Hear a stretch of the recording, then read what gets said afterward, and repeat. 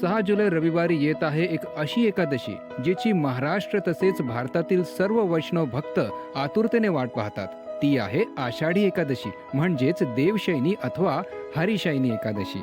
ही एकादशी महान पुण्यमयी, स्वर्ग आणि मोक्ष प्रदान करणारी, सर्व पापांचा नाश करणारी आहे. या दिवशी ज्यांनी कमळाच्या फुलांनी भगवान विष्णूंचं पूजन केलं, तसंच एकादशीचं उत्तम व्रत केलं, त्यांनी तिन्ही लोकांची आणि तिन्ही सनातन देवतांची अर्थात ब्रह्मा विष्णू महेश यांची पूजा केली आहे असं मानलं जातं. हे व्रत करणारी व्यक्ती परमगतीला प्राप्त होते. म्हणूनच प्रयत्नपूर्वक या एकादशीचं व्रत केलं पाहिजे. एकादशीचं महात्म्य वाचल्याने आणि ऐकल्याने सहस्त्र गोदानाचं फळ प्राप्त होतं. खरं तर या एकादशीला भगवान विष्णू क्षीरसागरात योगनिद्रेत जातात, म्हणजेच शेषशय्येवर शयन करतात. म्हणून हिला देवशयनी एकादशी म्हणतात आणि 4 महिन्यानंतर कार्तिक शुक्ल एकादशीला उठतात. तिला देवउठी एकादशी म्हणतात.